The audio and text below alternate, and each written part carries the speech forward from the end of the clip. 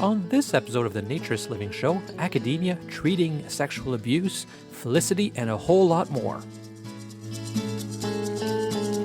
This episode of the Naturist Living Show is brought to you by Bare Oaks Family Naturist Park. At Bare Oaks, we offer traditional naturist values in a modern setting. Free your body, free your mind. www.bareoaks.ca.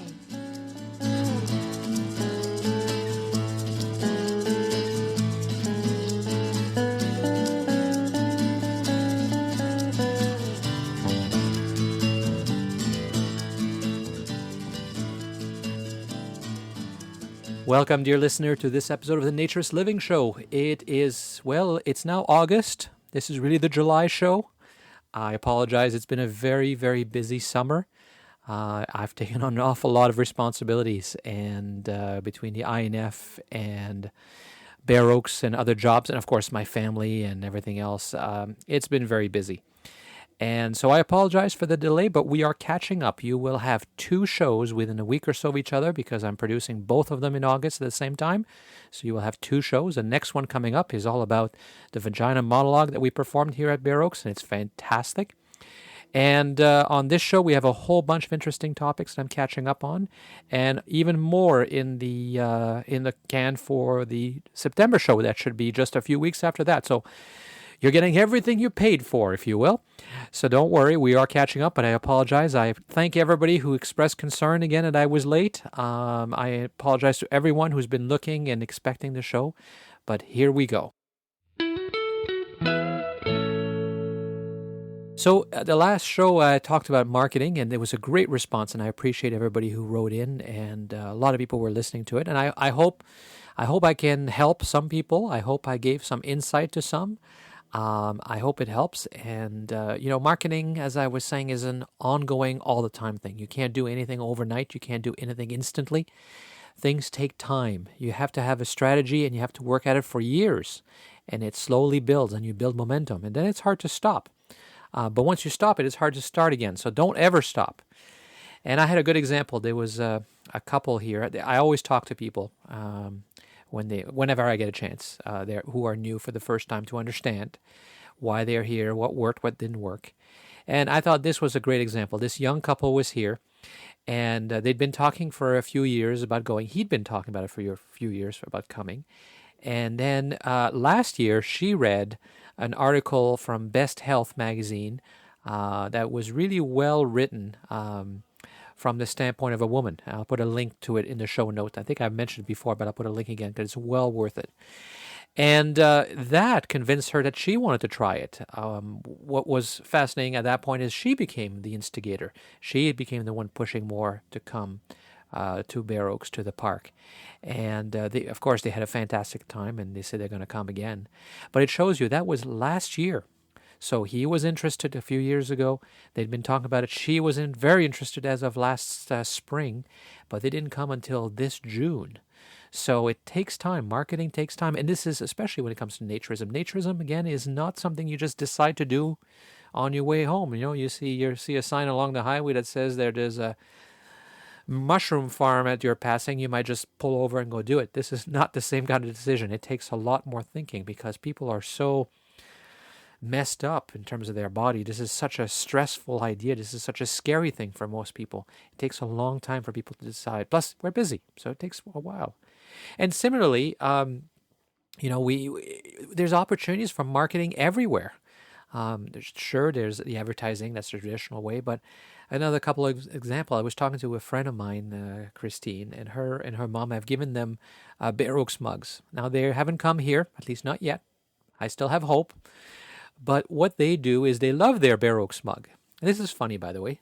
They go all around their textile campground carrying their Bare Oaks mug, which has cartoons of naked people on it. And I've said before, it's a great tool to introduce naturism if you're a naturist. But of course, people are afraid to say they're a naturist. And a lot of people who are naturist don't tell anybody. But if you want an easy way to introduce people to the fact you're a naturist, you carry this mug around. It's got cartoon nude people drawn by Stephen Crawley. I'll put a link to the mugs if you want to buy one. We do sell them online, and we'll ship them to you. It's a little expensive because shipping of a mug is very expensive. But if you want them, come and buy it here, or you can get your own, make your own. It doesn't matter. But when you walk around with a mug that says naturism, people will ask you, and that gives you a chance to talk and explain. But what's fascinating here is they're not naturists, and they're still happy walking around telling everybody about naturism. So within their campground, everybody's aware that there's a naturist park. Everybody's aware of Bare Oaks. And I guarantee you there are people there that are thinking about it, that may be looking on the internet. They might see the signs on the highway. They might see an article and say, hey, that's that place that Christine and her mom told us about. That's what marketing's about. It's getting people talking, getting people thinking about it, getting the information out there. Similarly, we have all these suppliers that come. And don't forget suppliers, people, the UPS guy, the guy that delivers the frozen ice cream. Those are all potential converts. Even if they do not become naturists, as they come, they leave here and they've learned something, they've seen something, they have a story. It's a great story, and they love to tell this story. Everybody loves to tell the story, how they went to the nudie place. And they talk about it over dinner, and they talk about it at the barbecue they have with their friends. And so because it's such a fun story to tell. And so as a result, more and more people hear about Bare Oaks and hear about naturism. It may not be the perfect message, but I guarantee you people will hear that, and they might laugh because everybody's going, funny, funny, funny. But they'll go home and they're thinking about it, and they'll look into it, and they'll read about it online. And that might get them to come here. So marketing is everywhere. You're always marketing. You're always finding ways to get your message out there. You can't do it too much. And most importantly, you can't do it through too many different avenues.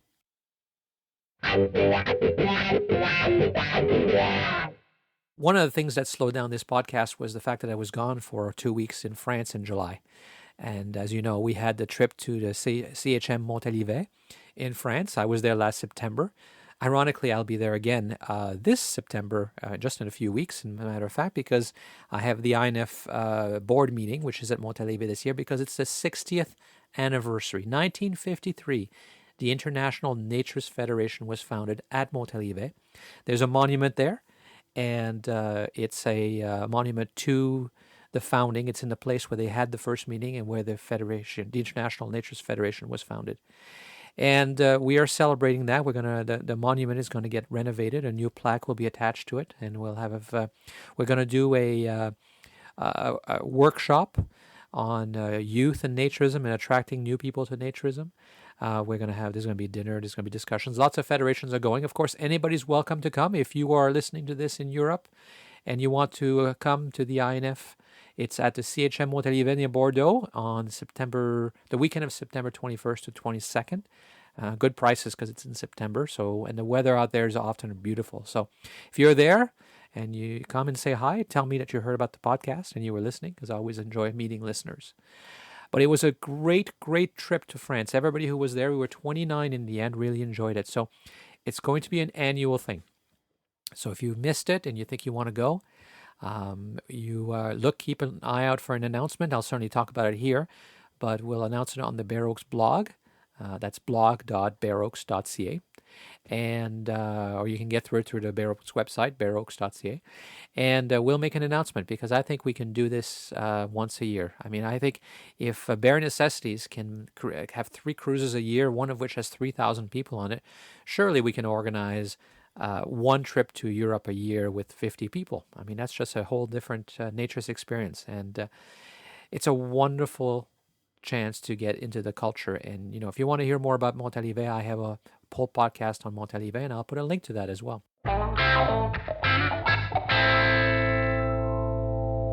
Also wanted to mention, if you know about Reddit, Reddit is how to describe it? It's like a news site where people are either posting news items or they are posting links to news items, and the Reddit users become Redditors by ranking them and ordering them and giving them values, essentially. So you get the most important news near the top based on popular opinion. And there is a Reddit group community, if you will, for nudism. Reddit.com/r/nudism. And it's got some interesting stuff, pretty active. The organizers wanted me to mention on the show, and I'm happy to mention it because Anybody that's doing anything to promote naturism, I'm there, and I'm there to support it. And of course, they're fans of the show too. So thank you for writing in. Thank you for letting me know about the Reddit nudism area. I very much appreciate it. I enjoyed reading some of it. I'm not as involved as I could be because there's so many things to follow. But whenever I get a chance, I do enjoy going through those articles. So if you want to get involved, there'll be a link again in the show notes to the Reddit nudism community.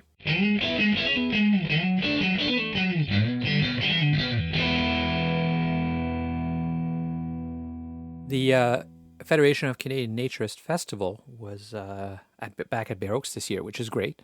I'm glad they go around because it really shouldn't be just about Bear Oaks. It should be about all of Canada. As it is, it's very eastern-based because of the cost of traveling. And the fact that for some reason there's no big clubs out west that can support a festival either. That'd be kind of tricky. But last year I was at the Pommery in Montreal, which I've done a podcast from as well, and it's a wonderful club as well, so I'm glad that they were there. But it was nice to have everybody back because it brings a lot of energy and a lot of interesting thoughts in all the discussion groups and seminars that are held. But it also brought up Jordan and Felicity from YNA. And as you know, Felicity's been a regular contributor. But while she was here, we thought it'd be fun to record it together as opposed to her just talking and recording a separate segment. So we had a little chat.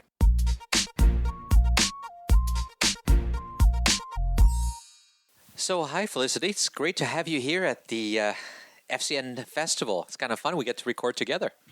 Hi, Stefan. Yes, this is a lot of fun. We just came up to Bear Oaks for a few days, and it's our first time here, so we're really enjoying it, and we're happy to do this podcast together in person.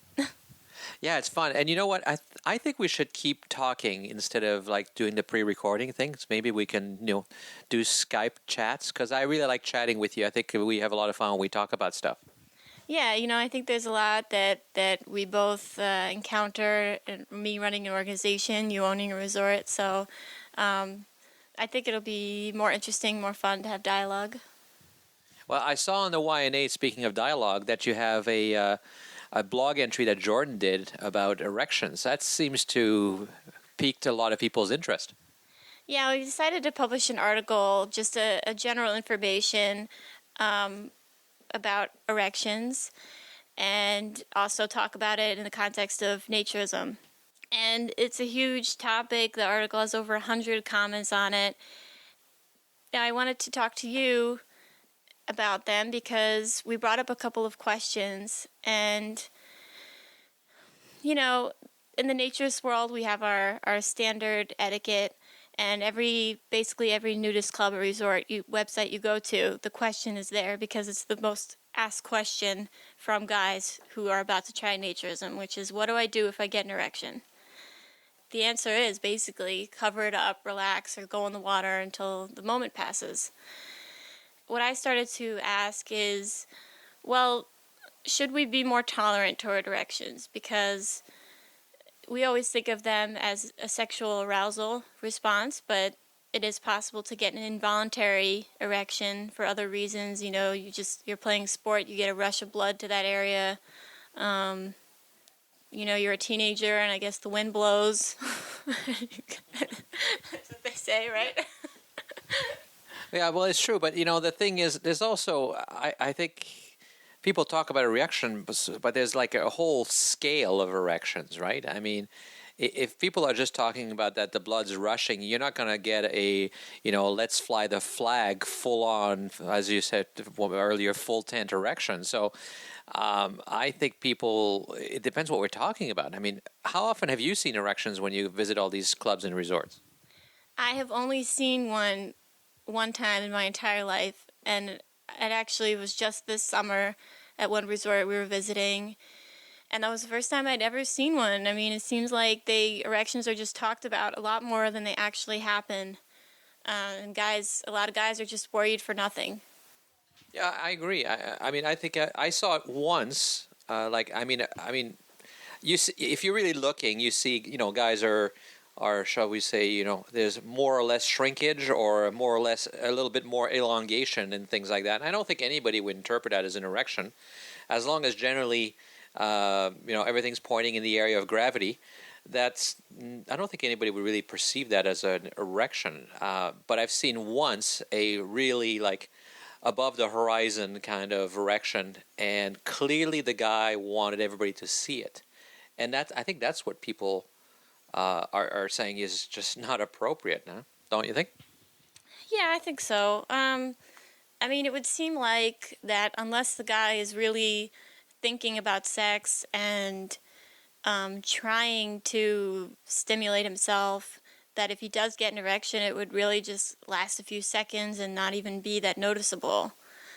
But also the question is, if a guy does get, whether voluntary, I mean, involuntary erection, I guess, should he have to cover it up?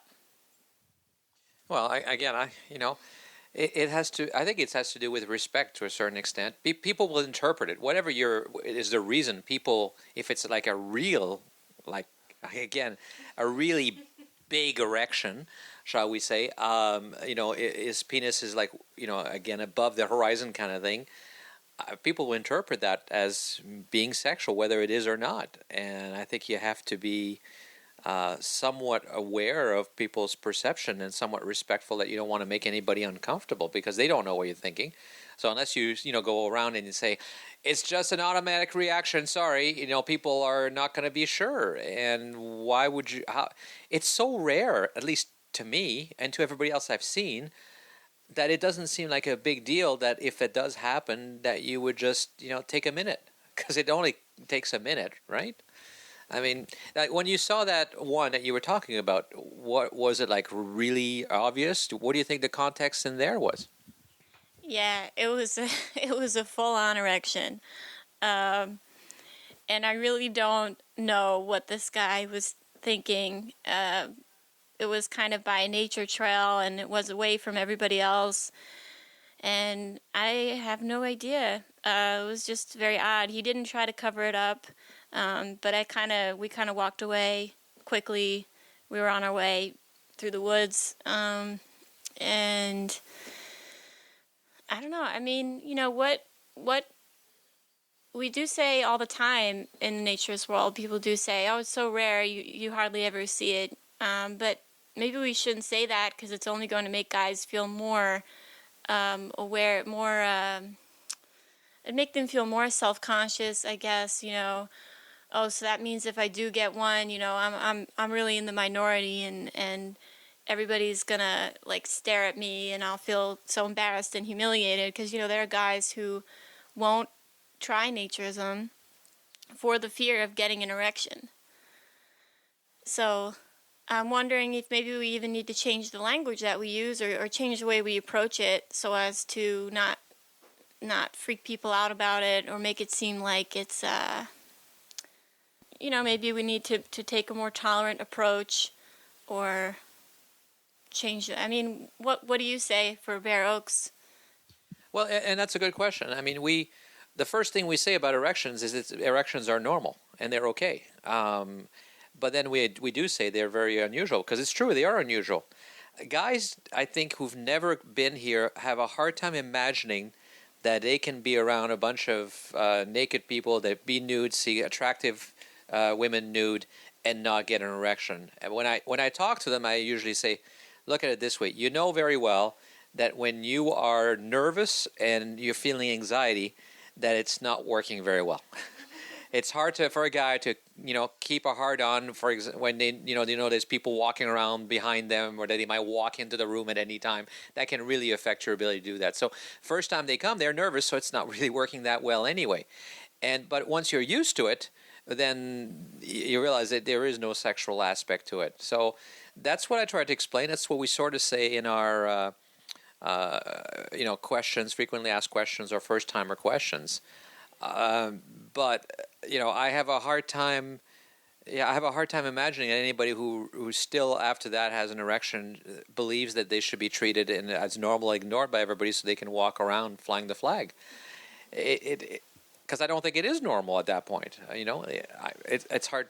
I think there is something else going on. We did have one person once who was in a wheelchair and had an accident, and he would get erections very easily because there was some damaged nervous system issues.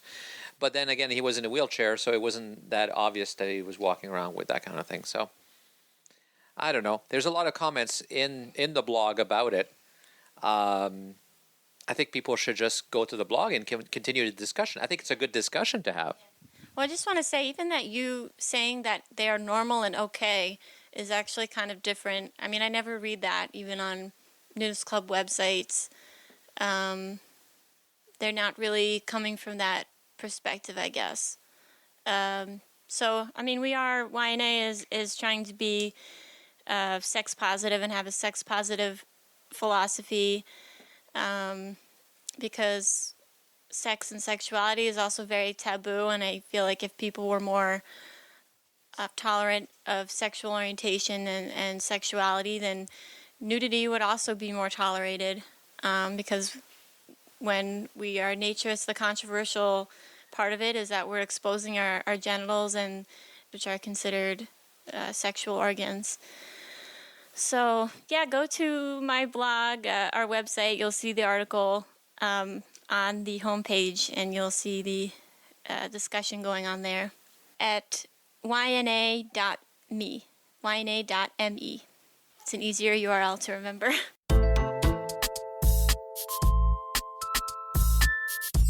So you may be wondering why I titled this particular episode Academia, amongst other things. And that's because we're going to talk about it now. I think that connecting naturism to academics is very important, because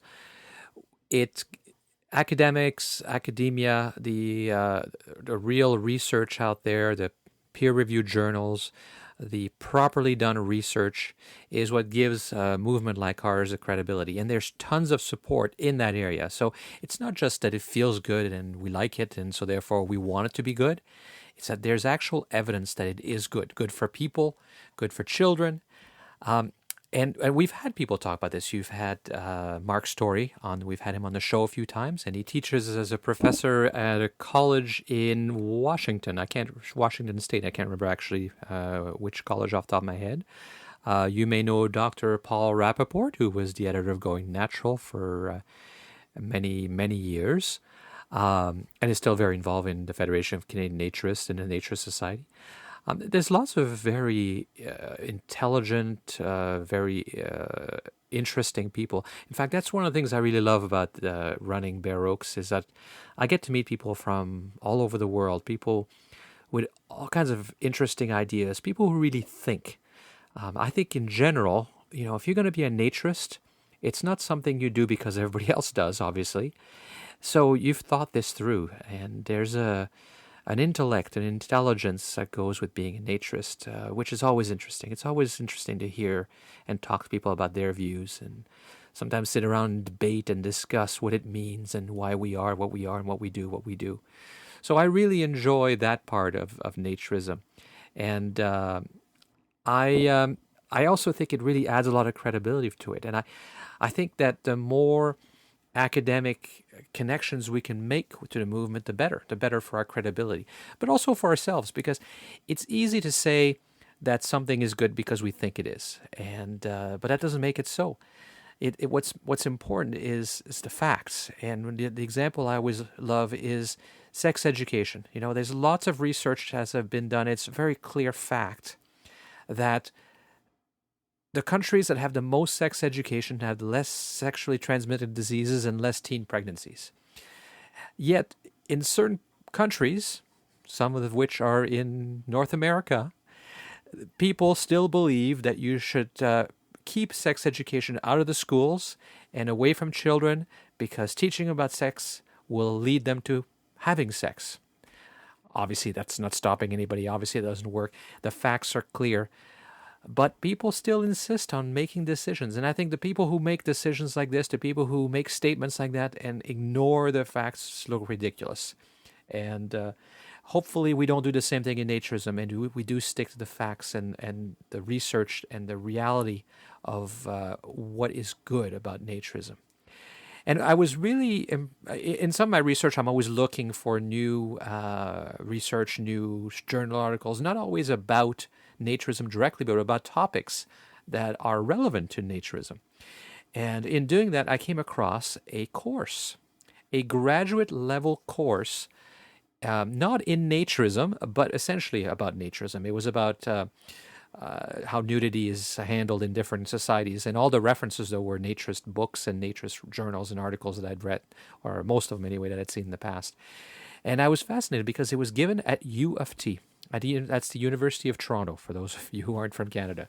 The University of Toronto, for those who are not local, is quite a venerable old university. It's one of the top universities in Canada, in fact, in the world. It's always ranked in top 10 or 20 on the various scales around the world. It's got nearly 50,000 enrolled students. It's 200 years old. I think it's the oldest one in Upper Canada. It's if for Americans, if we had an Ivy League, this would definitely be an Ivy League school. A lot of Nobel Prize winners and a lot of discoveries, like I know insulin was discovered there, for example, because of research there. So a lot of things have come out of the University of Toronto. So it wasn't just a course anywhere. It was a course at a very prestigious university. And it was given by Dr. Paul Thompson. And during the FCN festival, I had a chance to sit down and meet with him because he's discovered Bare Oaks along with his lovely wife, Jennifer. And he likes the type of philosophical naturism that we have here. And so he's really enjoyed Bare Oaks. And so I had a chance to sit down with him and chat about the course that he taught at the University of Toronto. I'm a professor at the University of Toronto, and I teach ecology and evolutionary biology. I teach mainly evolutionary theory and evolutionary dynamics, more on the mathematical side. And I teach a philosophy of biology course in the Institute for the History and Philosophy of Science and Technology, a name that was a compromise when they created the unit among a bunch of competing forces. Now, we have an audience all over the world, and so University of Toronto, tell us a little bit about what kind of institution it is. It's a large institution, and it covers the entire array of disciplines. It has a faculty of medicine, faculty of law. The only thing it doesn't have is agriculture, but it covers everything else. And the Faculty of Arts and Science is organized as a single unit. So you don't have barriers between social sciences and humanities and the sciences. And my appointment straddles the sciences and the humanities. Sometimes people think that philosophy is the odd part of humanities, but it is in humanities in every university. So it's a major institution. So a few years ago, you taught a course that I think would be of special interest to our listeners. I did. I taught a course on the philosophy of the body, and it focused on nudism and covered a range of issues. It's a fascinating way of getting into issues that are religious, issues that are ethical, issues that are legal, social changes that take place, the degree to which attitudes change.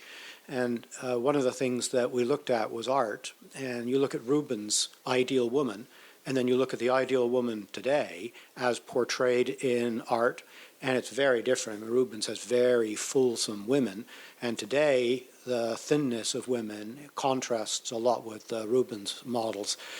And so we looked at some of the legal issues in Canada. We looked historically at the rise of naturism in Germany, how it got connected even to the Scout movement in Germany, how it fared under Hitler, and that was a very complicated period.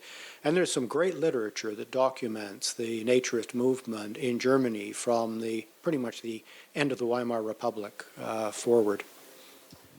And so how did you come to design this course and put it together? What was your motivation? Well, I'm a naturist, and I had done an incredible amount of reading on naturism, both historical as well as a lot of reading on the ethical controversies, the legal nature of the treatment of naturism in various jurisdictions. And so I was interested in working through all of this with some students, and it was a graduate level course, to see what their reactions would be and to find out whether reading the literature made people understand naturism more. So I assumed you had to get the approval from somebody at the university, and how did that go? That wasn't a problem. The work that I normally do is sufficiently rigorous that I was not going to be open to the charge of, he's kind of a soft scholar. I have held senior administrative positions at the University of Toronto, including a vice president's position in charge of the Scarborough campus, the UTSC, University of Toronto at Scarborough. And I did that for about 14 years. So I had lots of connections in the university and lots of credibility. So I think it's a bit like Charles Darwin's success when The Origin of Species was published. He was just such a respected scholar in so many other ways. He'd done fabulous work on barnacles, he'd written on geology, so that when The Origin came out, even people who hated it couldn't undermine his credentials and had to at least take seriously that here was somebody who was putting an argument forward. So as long as you've got that kind of credibility, then you're not going to run into difficulties, and universities are known for off-the-wall kinds of stuff and academic freedom. And it would have been odd if somebody had said you can't explore this topic of nudism, naturism, or philosophies of the body, images of the body. So what was the reaction then of the student body? Well, let me start with the reaction of some of my colleagues in jest. I got an email from one of them saying, is there going to be a field trip associated with this course? Another one, is there a lab component to this course? So there was a lot of bantering of that kind. The students who took the course enjoyed it, learned a lot. They were excellent students, and they did all the readings and had lots of insights into things in the readings that they found not compelling, and others they found quite compelling, which is typical if you go across a range of literature. They, at the end, I think, had a much better understanding of naturism, but more than naturism, they had a much better understanding of some of the sociological dimensions we explored. So we looked at Ruth Barkhan's book, Nudity, and it really is an attempt to look at the way society, it's through the lens of nudity, but how society has exploited clothing, how they've exploited women in particular, and exploited them through the use of clothing and the teasingness that clothes can provide an opportunity for. Some of what she does is in how advertising works, and you take a look at some of the ads for fashion accessories, and you can see quite clearly, and there's lots of pictures in the book to demonstrate this, you can see quite clearly how the clothing world, the textile world, is actually a world there to be exploited by the media and by advertisers. And you were teaching this at a graduate level, so do you think the reaction would have been quite as serious if it was an undergrad course? I would have expected more students who were there to how do I put it, kind of see what this is all about, and they would have been disappointed, most of them, because there's a lot of readings, and they were quite serious readings, and so it wasn't a kind of lark. And I suspect a good number, I could pack a lecture hall if I were to do this as an undergraduate course and just put nudism in the title, or social nudism, or public nudity. And there would be a lot of students who would come just out of fascination, some that would come because they thought this was going to be some kind of bizarre sex course, and all of them, as I said, would have been, of those would have been disappointed, because once we started looking at Supreme Court decisions, for example, that was, the graduate students worked their way through that. But it's a complicated process of jurisprudence. And I think undergraduates that weren't there because they were really interested in exploring the dimensions of naturism, nudism, would have left probably before the drop date without penalty, which is usually halfway through the course. So do you think of those who took the course that you changed the way they viewed nudity or the human body?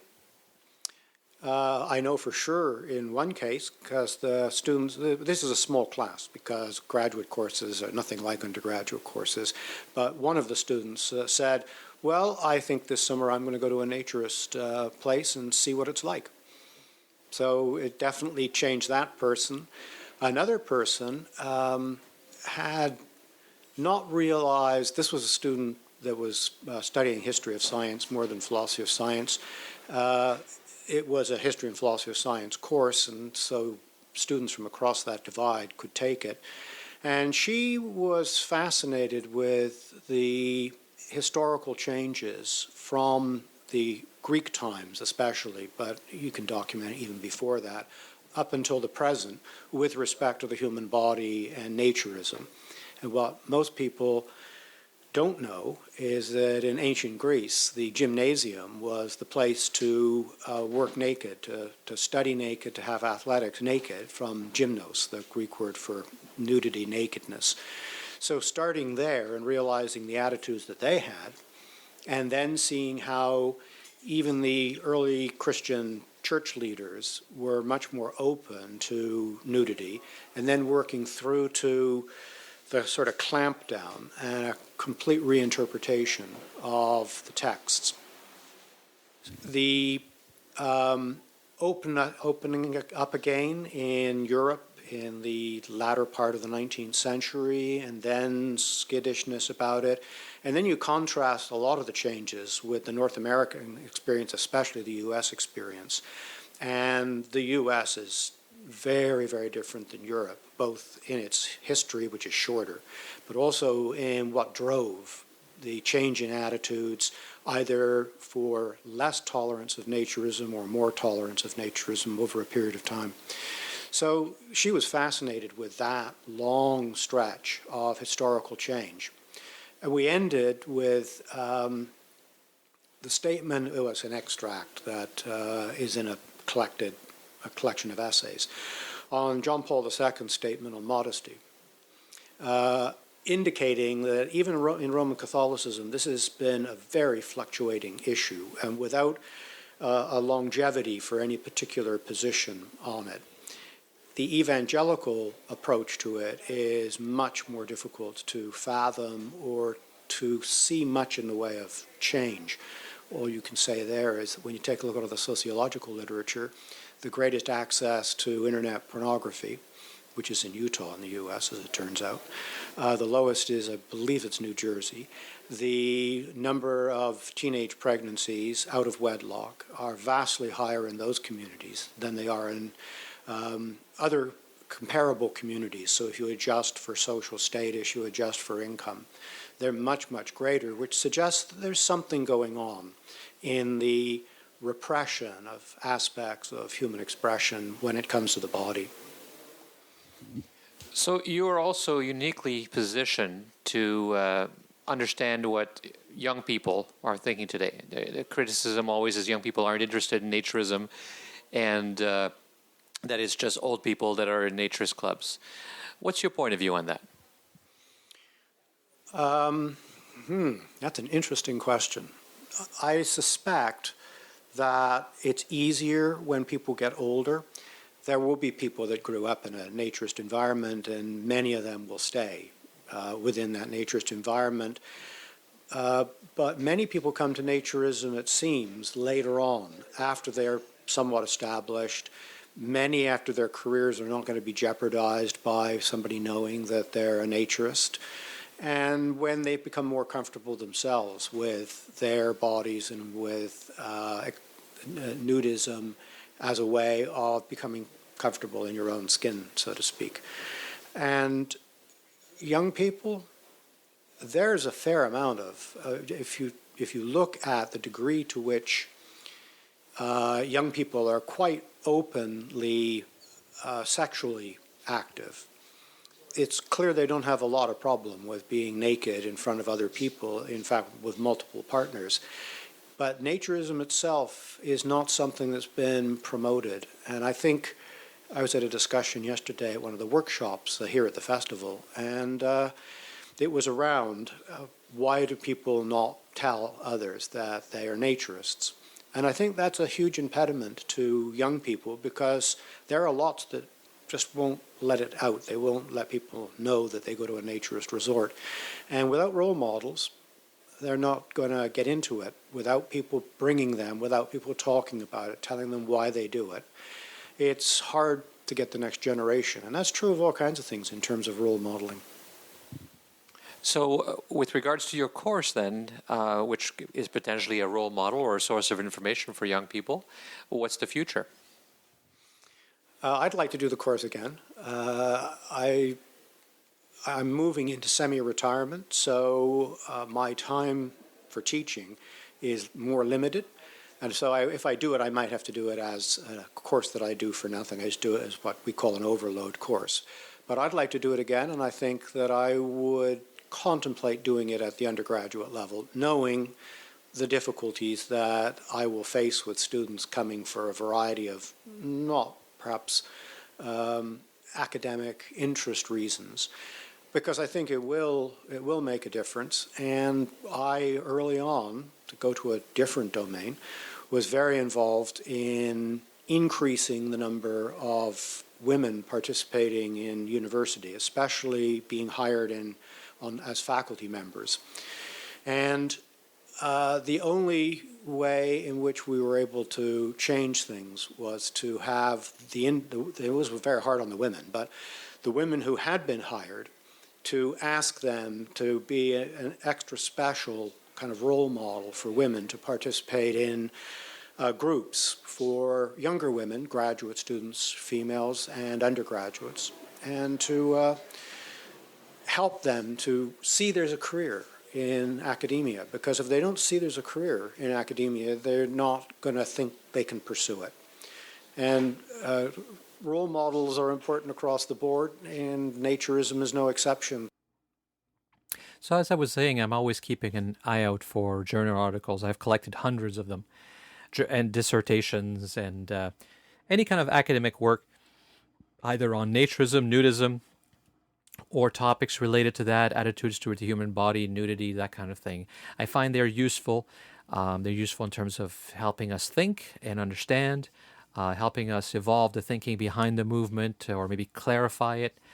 But also it helps whenever you get into a debate, because when you can actually pull out facts, scientific facts, nobody can argue with you. With regards to children, I spent hundreds of hours going through all the journal articles I could find on children and nudity. And I could not find one that was negative. And I really wanted to find that one article that was negative, because a negative article is just as important in a debate, because you have to be prepared for it if your opponent brings it up. But I could not find a single article. In fact, the most cynical interpretation of any of those would be that it was there was no impact whatsoever. But most of them really showed some indication of a positive effect, which, of course, as naturists, we all agree. But having that volume of evidence, and that's one of the articles that Mark Storey wrote about in Going Natural magazine, having that evidence, it makes a powerful argument why naturism is good for children, certainly why children shouldn't be blocked from it or prevented from attending. And it allows you to really elevate discussion and debate to a really much more important level, whether you're discussing it with your neighbor or you're discussing it with lawmakers or anyone for that matter. So it's important to have these articles. It's important to read them. It's important to understand them so that you can either use them to support your argument or to be prepared to fight against them. One of them was in the Biologist, a UK-based journal, and it was about self-esteem and how the image of self-esteem, the imagery that people see out there, affects self-esteem.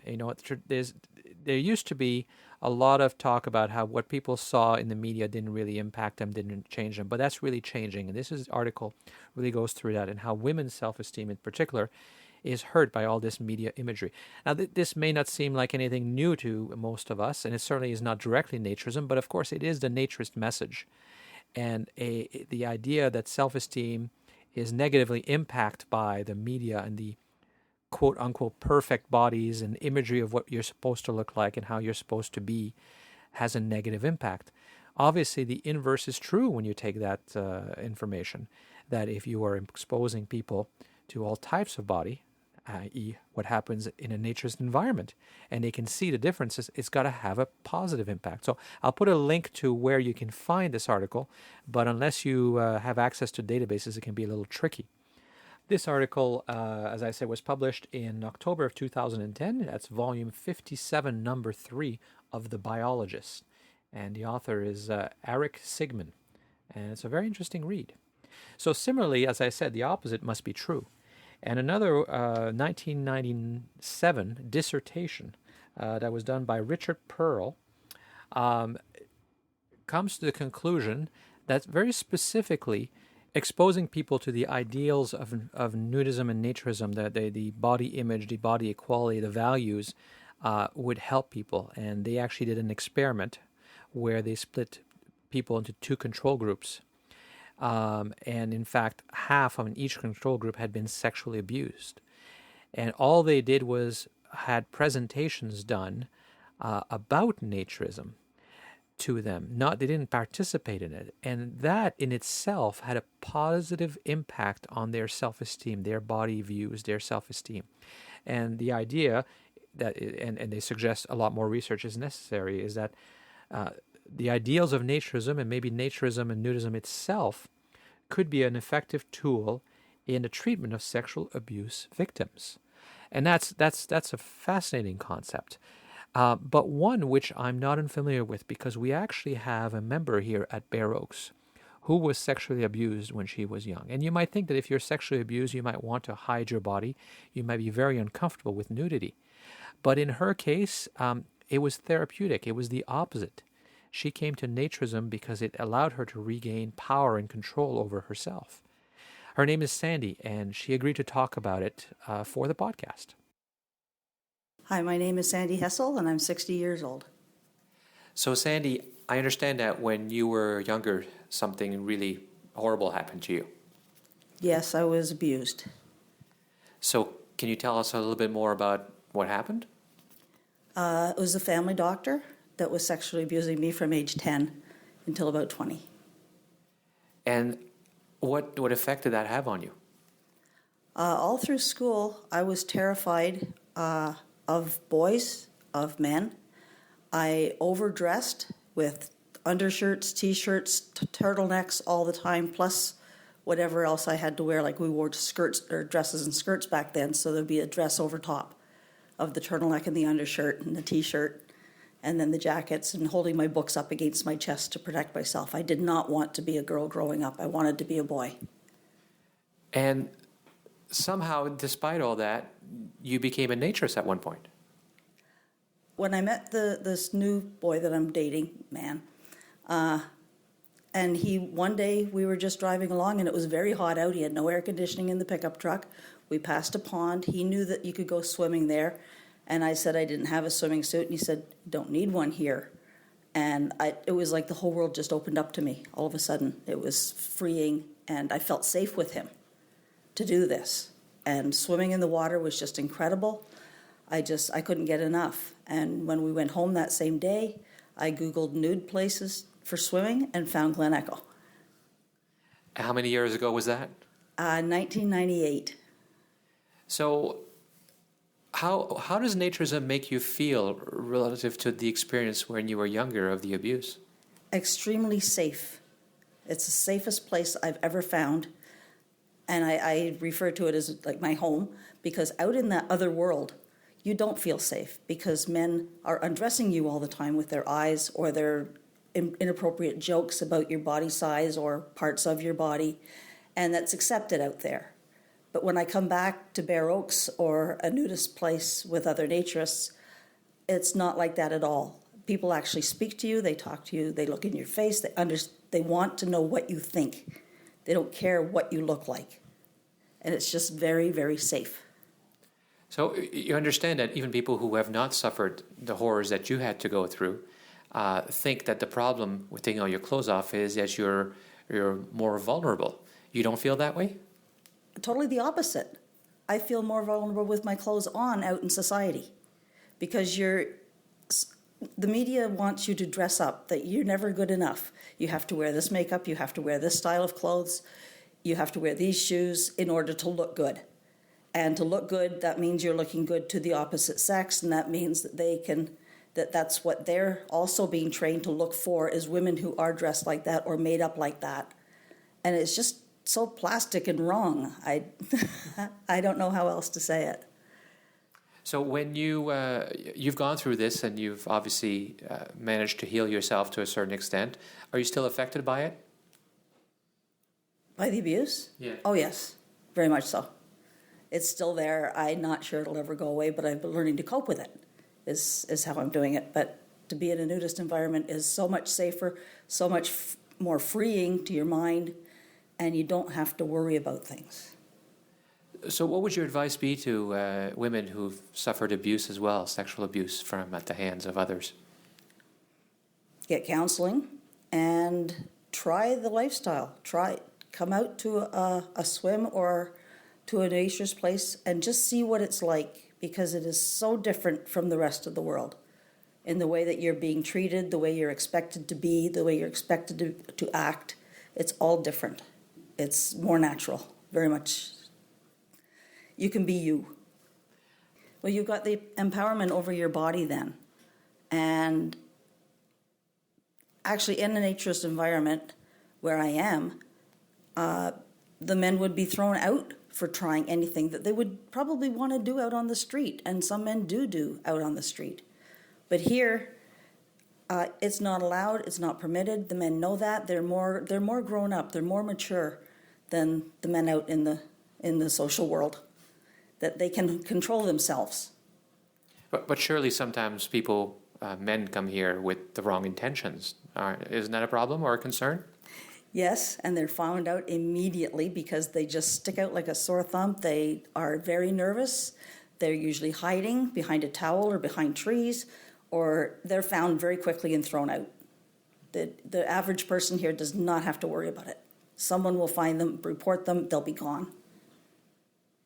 So even though people think that this would be the worst thing you could do if you've been sexually abused, you think it's the other way around? Oh, definitely. Definitely. It's so freeing and empowering. Gives you the confidence, because I didn't have any confidence before. I thought I was never right. Everything I did was wrong. It was always my fault.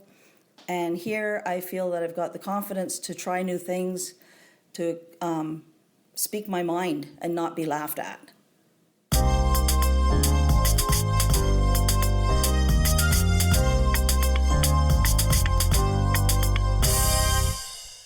Well, that's all for this episode of the Naturist Living Show. Thank you as always for listening. My name again is Stéphane Deschaines. I am your host for this podcast and this episode of the Naturist Living Show, and I'm also the owner of Bare Oaks Family Naturist Park. You can find links to all the things we talked about in the show notes, and the show notes are found on the show website at naturistliving, one word, .bareoaks, that's B-A-R-E, Bare Oaks, of course, .ca. And if you keep sending your comments and suggestions, I always enjoy reading them. You can send them to our email address, which is naturistliving, again, one word, at Bare Oaks, that's again B-A-R-E, bareoaks.ca, because we are in Canada. Join us again in about a month for the next episode of the Naturist Living Show. This episode of the Naturist Living Show was brought to you by Bare Oaks Family Naturist Park. Traditional naturist values in a modern setting. Traditional values means that naturism is more than just taking your clothes off. It is a life philosophy with physical, psychological, environmental, social, and moral benefits.